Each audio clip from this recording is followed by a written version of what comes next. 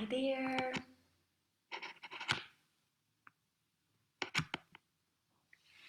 It's Stephanie from Room for Myself. Good to see you again. I'm just waiting for some of my people to join, or maybe you're new here. So it's me, it's Steph from Room for Myself, as I said already. Hi, Maria. Good to see you. I will speak in English, okay? um, so, as you may know or not know, but I'm going to share with you, last month I ran my program Trust and Rise. It's a month course where you learn the Ashtanga Yoga practice and its fundamentals, where we talk about our experiences in the course, with the practice, with life. And since we are living in the time of the pandemic, we also locked it very closely to the current situation. And what has coming up in the last weeks was, or let's say not in the last weeks, but especially in the last week, um, after we all had settled into the course, we had settled into the lockdown and finding new ways and strategies and habits to live the daily life. Then suddenly the changes are coming again. So the topic is in times of sensitive changes, but also how can I trust myself in these times of sensitive changes? Now, for me, trust is a very personal topic.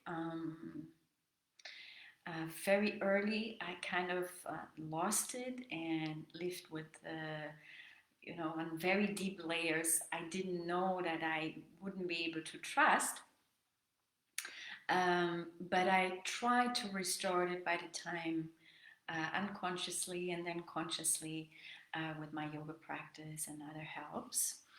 And I was often asking myself, what is actually trust? And as a big fan of Brené Brown, I read her book, Braving the Wilderness, which is this one, Braving the Wilderness. You see now on the way. So, Braving the Wilderness, the quest for true belonging and the courage to stand alone. And she developed an acronym of trust, which I find very useful for myself. And I want to share this with you today and bring it into the connection with the Ashtanga Yoga practice. So let's go. The acronym has 7 limbs, and they are first, let's say it like this. The acronym is called braving, yes, which is like being courageous. And I think all these 7 limbs ask you to be vulnerable, speak, courageous. So the acronyms are boundaries, reliability, accountability, volt, integrity, non-judgment, and generosity. So I'm going to speak about each part now a little bit closer, and we'll connect it with the practice of Ashtanga Yoga. So boundaries means, for example, have I got boundaries?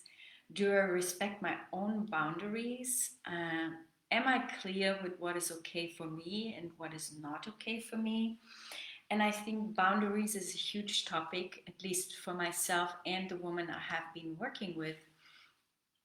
That first of all, there are almost no boundaries, especially not emotionally and mentally. Sometimes when we have established boundaries, it's difficult to keep them and to stand up for them. And then it's also sometimes challenging to be clear about what is okay for me and what is not okay for me. So when you start your yoga practice, or when you're already in your yoga practice, it's very clear that the yoga mat in itself is a boundary, but at the same time, a sense of freedom, because this is your place where you can actually explore where you miss your boundaries and where you can set them. And instead of saying no, you can learn to say yes to yourself. I think a positive connotation will always help to keep moving with this forward. And another boundary, but at the same time an expansion, is the breath. When you start to practice, you will see that you may not be able to follow the practice with your breath, that you lose your breath very fast. But then with the time, you can expand it. And then you have a vaster place around you of your boundaries, and you learn slowly, slowly, slowly to understand your own space. In other words, you learn your own boundaries. The postures itself bring a lot of boundaries with us, especially in the beginning when it's very challenging to enter some of the postures. But it will remain the same, because once you have accomplished a posture, you will learn a new one and will face other challenges. So movement as well. Ashtanga is a very dynamic practice, and sometimes our heart rate goes too high and we have to back off a little bit. So all these experiences help you to understand, help you to get to know, learn more about your own space, and understand where you are and who you are. And that in itself helps you to set your own boundaries. For example, through feeling more worthy or feeling more confident in your own skin, then it doesn't become such a big act of have to do it. It becomes a natural act of saying yes to yourself, to say other words than setting boundaries. So these were my brief ideas around there. There's a lot to say, but I just want to give some inspirations. Then let's go to reliability. I do what I said I was going to do.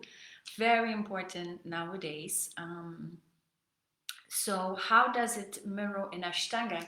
I think the first difficulty you may have, and many of us have, and it's one of the main things that women ask and tackle, is how to start. I believe we all know the idea of, oh, I need to do this, or I want to do this, and then we will never start, like taking better care of ourselves, eating differently, building different relationships, getting out of a circle that is not supporting yourself. And yet setting the start is really challenging, and sometimes we really have to experience our own kind of rock bottom to say, okay, enough is enough, and I'm going to start. And another sense of reliability that I found in Ashtanga yoga is the continuation of hi Sandra, thank you for joining. Is the continuation of the Ashtanga yoga practice. So Ashtanga is a practice that you can't really flirt with for a long time.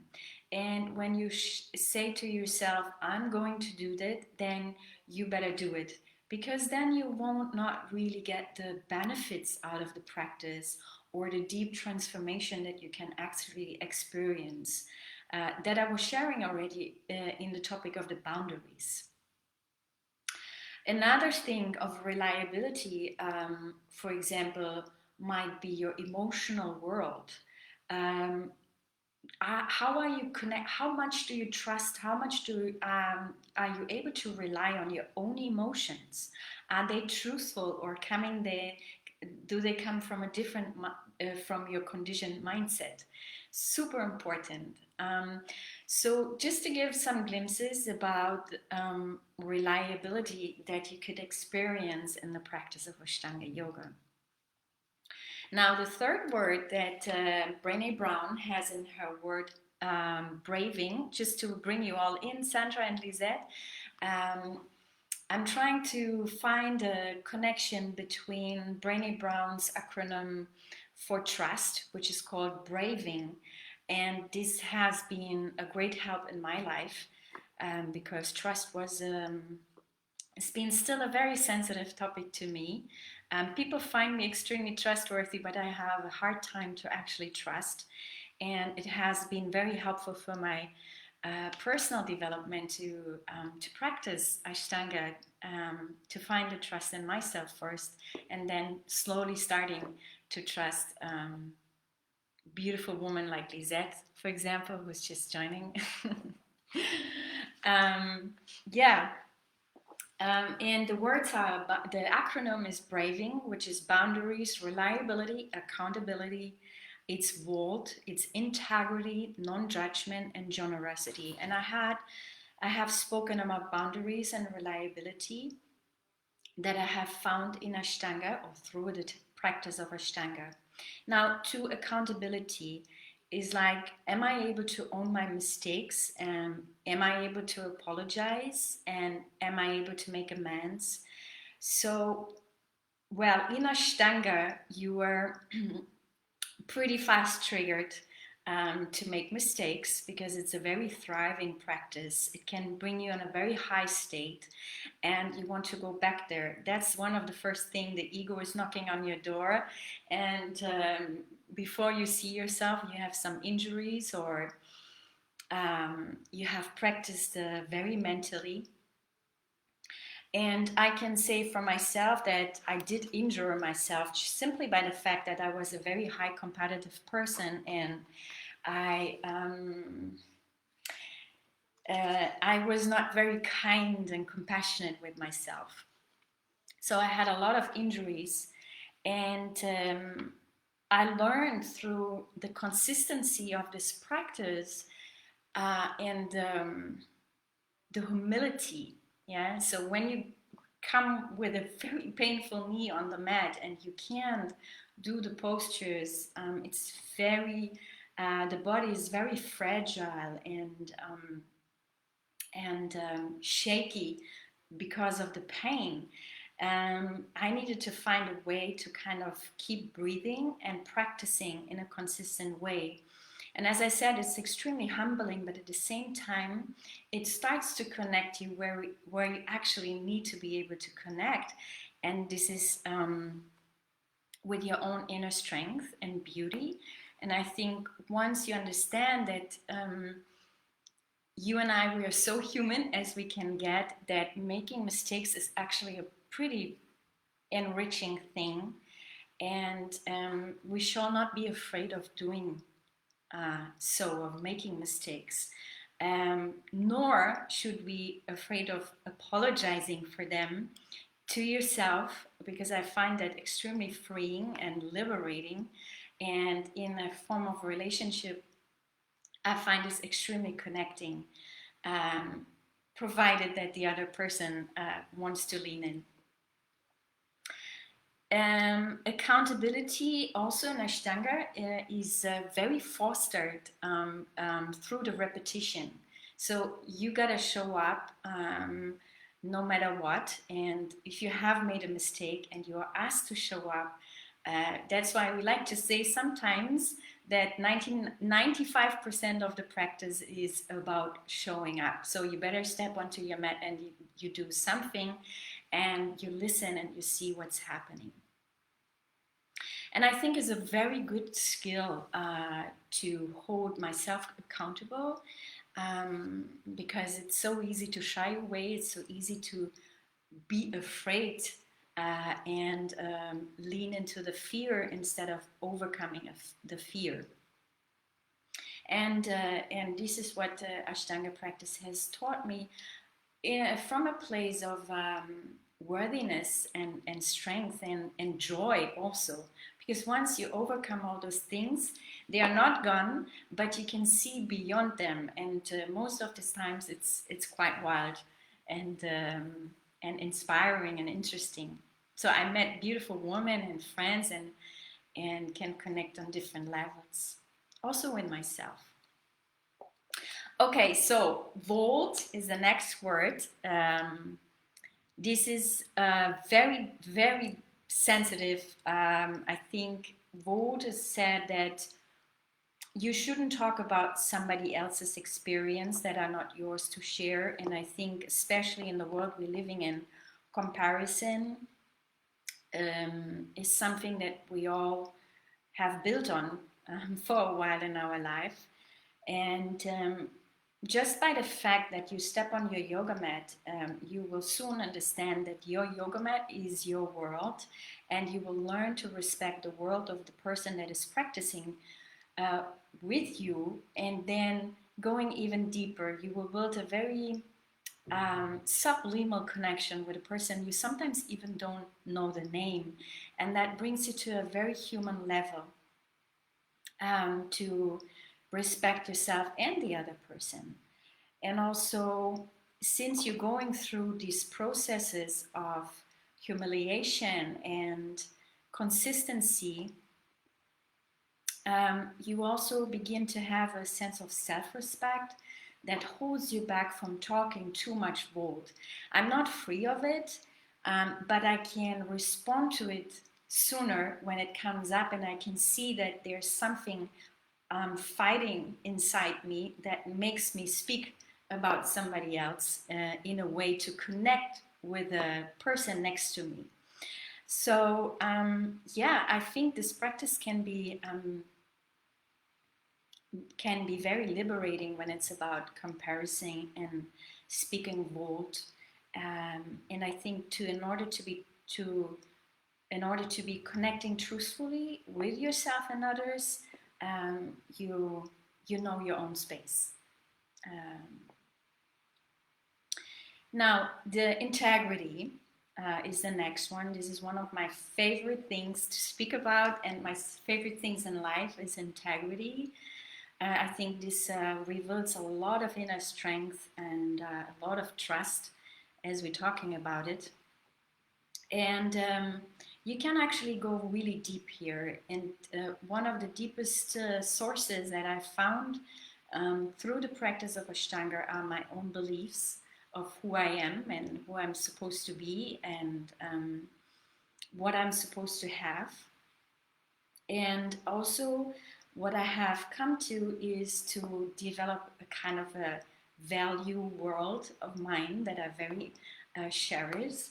For example, compassion, honesty, connection. These are, for example, values. And one of my biggest is obviously faith and trust.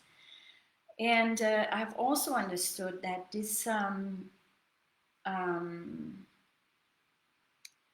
to act in integrity is a practice in itself. So sometimes, obviously, I have good days, I have bad days, as it is in the practice. But at the same time, oh yes, sorry, I just need to say here, because Lisette said, I feel it in my body. I think there's something that I have also on my list here. It's called embodiment, and I think it's super important. I hope we're speaking about the same, but let's see. Are we speaking about something different, which is great too? Let's see where we find a connection or not.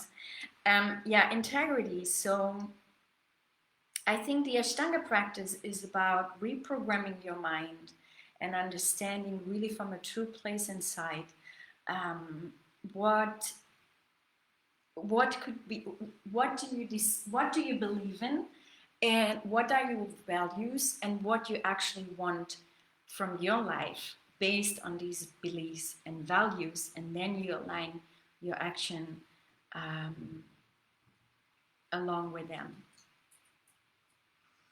Now, the next one, non-judgment, is a big one, non-judgment. I think we all judge, and it comes in small words sometimes, and funny sentences, even when it's in a joke.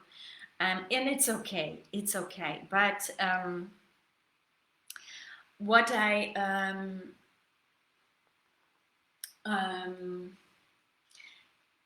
I think when you practice for a long time, I can speak for my Ashtanga because I've been practicing it already for more than 10 years. I really come to a place when I take everything that I have shared now into account, that I can't be so judgmental with myself anymore, and I'm allowing myself to be able to say, I'm stuck here, I need help. Simply on the mat or also in my life. And at the same time, I don't want to feel uncomfortable with what I need help with, and nor I want to feel the other person uncomfortable with this, or at least being able to speak out and say I'm feeling uncomfortable with this. So this is what the practice has taught me over the course of time, bringing self-confidence, growing self-confidence inside me through a sense of inner connection, and through all the ups and downs that you have gone through your own being reliable and accountable with yourself, and having actually an understanding of what I need and what I don't need, and being able to see another person and listening, and what that person needs and what it may not need. Yeah. And the last one, generosity, is also one of my favorites. I love generosity, and the question that I'm asking myself is, am I generous with myself?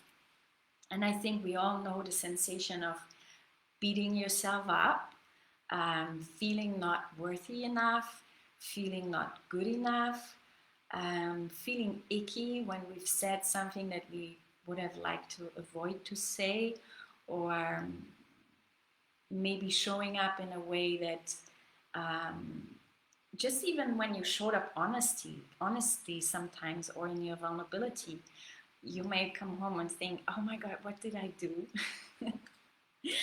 And I found that, especially in the practice of Ashtanga, that seems from the outside so rigid,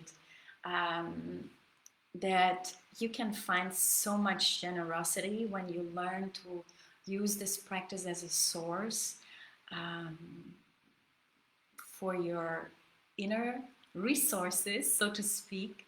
For example, like your love and your compassion and your wisdom, those things that are actually innate goodness in us, and that just need a place to reveal once you have reshaped your mindset and your beliefs, and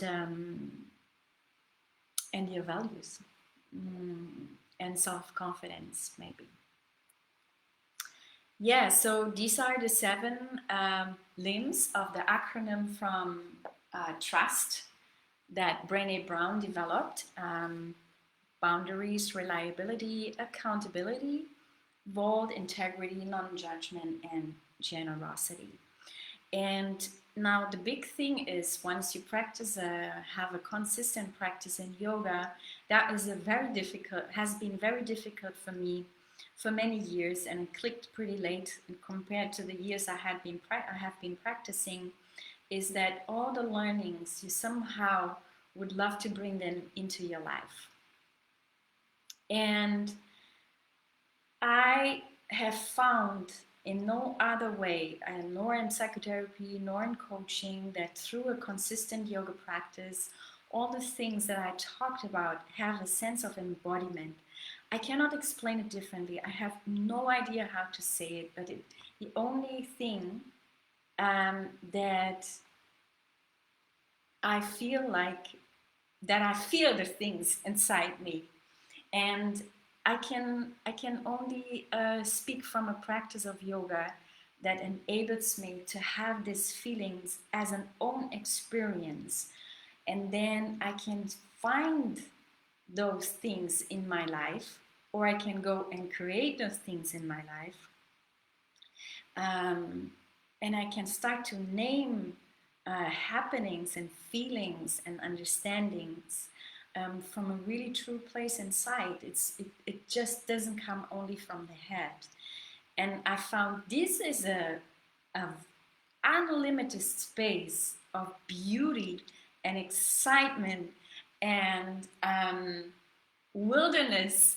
There's so much life inside that I wish for so many, or if not for everybody, to experience that when you actually feel and understand from a deep place of your own experience what you're talking about. And Ashtanga, as I said again, I can only speak about this because this is what I have been practicing, or this is what I practice, better said, is that it does this with me. It's a sense of embodiment. And when I start to bring those things to life, then I have found that it's itself in a practice. You know, I'm not going to be out there as a perfect human or a gracious woman, you know. It's a practice in itself. But I've also seen that once you're rising from within, you're also attracting people that understand you on that level as well, and you can connect in this way of exchanging and talking about these things. And this is the intention of my Facebook group. I don't know if Facebook is the right place to be, but I'm just, what I feel the urge with is that these women that I know, they're extremely individual, they are total unicorns, and I love each one of them. But I think, why shouldn't we connect with each other in a way like it has never existed before? I mean, we don't need to sit in circles.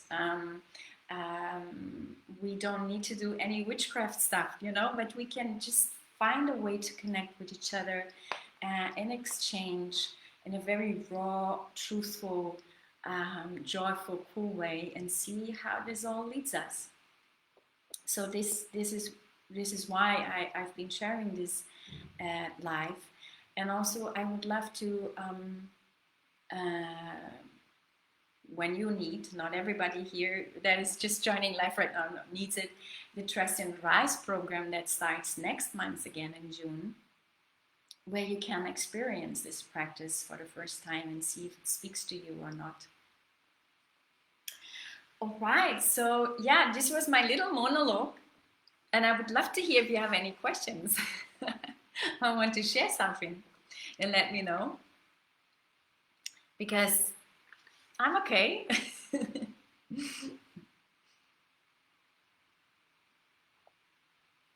All right. Good. Then that's for now. I'm going to share this video in my email and in my social media. I would love to thank you for joining. I really appreciate it.